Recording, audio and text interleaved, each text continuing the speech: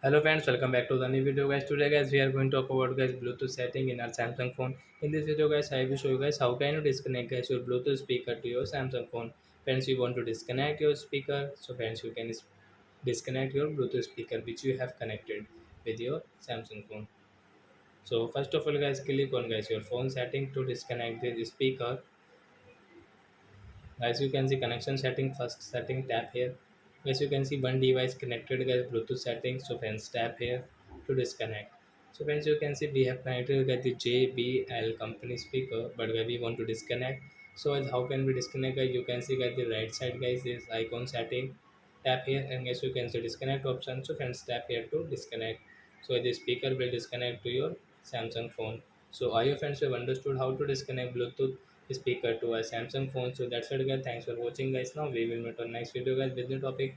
Before going guys, please go and like my video, subscribe my channel. Bye bye friends.